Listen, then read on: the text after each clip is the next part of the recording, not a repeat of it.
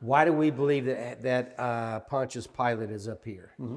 Okay, so where does Pontius Pilate live? Caesarea. He does. So we have all the archaeology there, and people need to go and read. What's the title of Pontius Pilate? Procurator Council, isn't it? It's a governor. Yeah, governor. So what's the job of a governor? To govern. To govern, to make a presence for Rome. Yes. And if you go research it, there's only 6 governors at the time of the trial. All right? This guy is potentially 6 in line to be Caesar. Now, if he has to leave Caesarea Maritime, now, in my opinion, Caesarea Maritime today in complete ruins is still a palace, and I would live there if they would let me. It's incredibly beautiful. They have all the water sources in your college. It's an incredible place. If that Roman hierarchy guy has to leave Caesarea to, let's say, go to Bethlehem to make a presence for Rome, he's not going to be happy, but he's going to have to do it sometimes. But where's he going to sleep? So he's going to have to sleep in a tent like the rest of the soldiers. There's no buildings in Bethlehem. Now, why do I bring this up? If we're going to talk about the trial, we have to go to Gospel of John, chapter 18 and 19 is the trial. Yes. Chapter 18, verse 28, it says that Caiaphas brings Yeshua, Jesus, to 3 options. It's according, if you read Matthew, Mark, or Luke, or John. One is going to be they carry him to the Roman governor's palace. What's the other option? Praetorium. The other one is judgment hall. Those are your 3 options when you're reading the Gospels. Turns out if you use Strong's Concordance or the history of the Romans, that they're synonymous. So if Pontius Pilate is sleeping in a tent like the soldiers, he's not going to stay in an average tent. And this model depicts a really big, nice tent right there in the middle. It's bigger and nicer than the other ones. See the difference?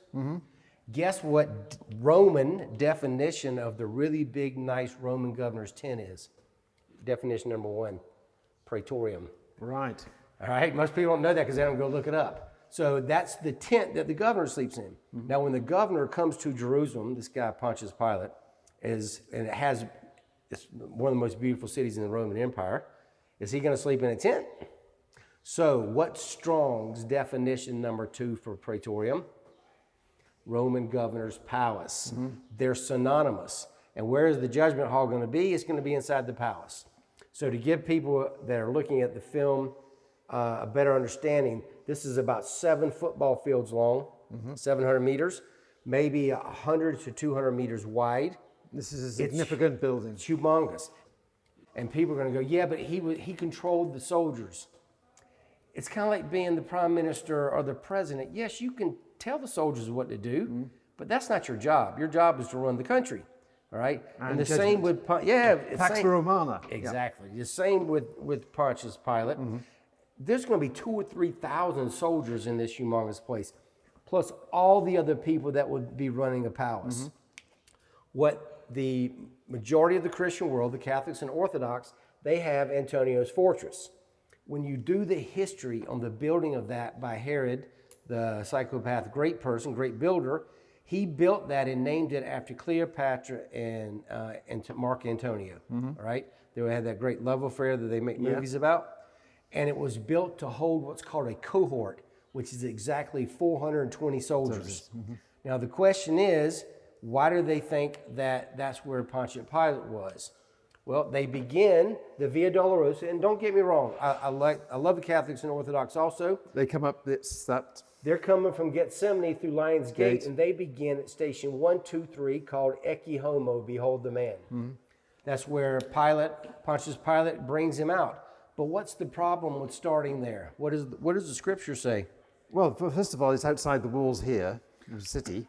Yep, that's one, and we'll come back to that. But where do they take him after they arrest him? Yep. Then they bring him to Caiaphas. They bring him over here to the Jewish quarter to Annas. Annas was the high priest. He's the father-in-law of Caiaphas. Caiaphas is the current high priest. And they take him to the scribes and the elders. There's 2 to 3 places that they're going to take Yeshua in the Jewish community before they take him to Pontius Pilate. Yep. All right? And all that's going to transpire over here. In the Orthodox and the Catholic world, they skip all that. They go straight to the trial. Now, there's good reasons for this. I have a couple of friends that are monks, and they'll freely admit that before the status quo, maybe even a couple hundred years before that, this was always the Via Dolorosa. But during the status quo, they were forced to the north side of town. And so they create their traditions, and they go from church to church to church. And it really gets set in about the 18th century, doesn't it? Yes, sir. Yeah. That's where it gets solidified because of the status quo. And it's still good. I recommend everyone who comes here still get across and do it. But we're talking about the reality of where these things happened. And that's the more important for us. Yep. Is because we want to, to show people that from an archaeological point of view, this backs up what the Gospels say. All right. These buildings are here. They're physically here. The Bible talks about them.